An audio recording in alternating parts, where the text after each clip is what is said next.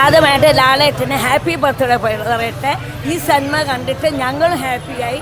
തികച്ചും വ്യത്യസ്തത നിറഞ്ഞ സിനിമയാണിത്. എനിക്ക് തോന്നുന്നു 2-നെക്കാട്ടി ഒന്നുകൂടെ മെച്ചമാണെന്ന് തോന്നുന്നു. മൂന്നാമത് ഇനി 4-മതിന് വേണ്ടി ഞങ്ങൾ കാത്തിരിക്കുന്നു. ജിത്തു ജോസഫ് സാറിനോട് ഞങ്ങൾ നന്ദി പറയുന്നു. നല്ലപോലെ മനസ്സിലായി. നല്ല ഒരു ഇൻവെസ്റ്റിഗേഷനാണ്. പക്ഷെ നല്ലപോലെ ഓരോ സംഭാഷണങ്ങളും നമ്മൾ നല്ലപോലെ ഇത് ചെയ്താലേ മനസ്സിലാകത്തുള്ളൂ. അതുകൊണ്ട് ഞാൻ മിണ്ടാതെ ഇങ്ങനെ ഓരോ സംഭാഷണവും മനസ്സിൽ തങ്ങി വെച്ചിട്ടാണ് കണ്ടത്. Super cinema. താങ്ക്സ് ലാലേട്ടൻ. ഒരു രക്ഷയില്ലാത്ത പടം. നൈസ്. ജിത്തു ജോസഫിന്റെ ഒരു ബർത്ത്ഡേ ഗിഫ്റ്റ് മോഹൻലാലിന് കൊടുത്തു. നൈസ് പടമായിരുന്നു. 2026 തൂക്കി പടം കിടില സിനിമ. ഞാൻ ഫസ്റ്റ് ഹാഫിൽ നേരത്തെ പറഞ്ഞിട്ടുണ്ടായിരുന്നു. ഫസ്റ്റ് ഹാഫിൽ കൊണ്ട് നമുക്ക് അവസാനിപ്പിച്ച ട്വിസ്റ്റുകളാണ്. സ്ലോ ഫേസ് ആണ്. സ്ലോ ഫേസ് എന്ന് പറഞ്ഞുകൊണ്ട് ഒരു പടത്തിന് നെഗറ്റീവ് ഇമ്പാക്റ്റ് ആക്കുന്ന ഒരു ചാൻസും ഇല്ല. ഇത് പിറന്നാൾ ആശംസകൾ ലാലേട്ടൻ്റെ. ദൃശ്യം 4ലേക്ക് ആ തരി കെട്ടിട്ടില്ല ഏട്ടാ. ആ കനൽ വീണ്ടും ആളി കത്തുകയാണ്. കാരണം ഇനിയും ആ പക അടങ്ങില്ല എന്നുള്ളത് നമുക്ക് ക്ലൈമാക്സിൽ മനസ്സിലാക്കാൻ സാധിക്കുന്നത്. ഒരു ദൃശ്യം 4ലേക്ക് വേണ്ടുള്ള കട്ട വെയിറ്റിംഗ് ആണ്.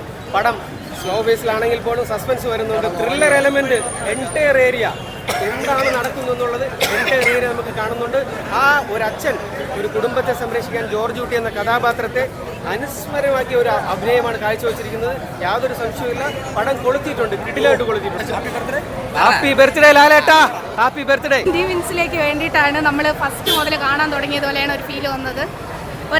ഒരച്ഛൻ മകൾക്ക് വേണ്ടിയിട്ട് മകളെ സംരക്ഷിക്കാൻ വേണ്ടിയിട്ട് ഏത് ലെവൽ വരെയും പോകും എന്നുള്ളത് കാണിച്ചു തന്നേക്കെയാണ് എന്തായാലും ജിത്തു ജോസഫ്. എന്തായാലും സൂപ്പർ മൂവിയായിരുന്നു.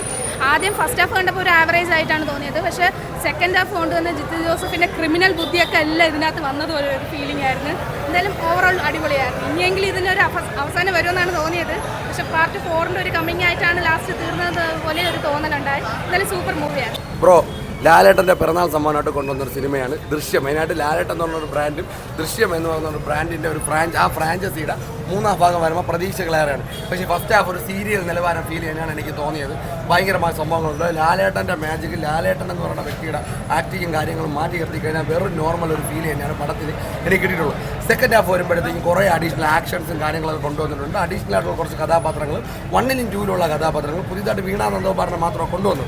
അവരെ കഥാപാത്രങ്ങളെല്ലാം പെർഫെക്റ്റായിട്ട് ചെയ്തിട്ടുണ്ടെങ്കിൽ ചിത്തൂർ ഒരു ബാക്ക് ബോൺ എന്ന് പറയുന്ന സാധനം ഈ പടത്തിലില്ല.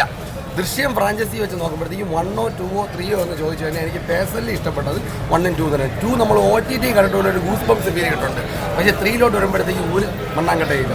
ഒരു നോർമൽ ലെവലിൽ ഇതിപ്പോൾ ഒരു ജിത്തു ജോസഫ് ലാലേട്ടൻ പടം എന്നുള്ള രീതി എടുത്തിരുന്നെങ്കിൽ പടം കത്തിയെങ്കിൽ ദൃശ്യം ഫ്രാഞ്ചൈസിയിലോട്ട് വരുമ്പോഴത്തേക്കും എനിക്ക് പേഴ്സണലി ഭയങ്കര സംഭവമായിട്ട് ഫീൽ ചെയ്തില്ല. ഒരു ഓക്കേജ് ഫീലേ ഉള്ളൂ.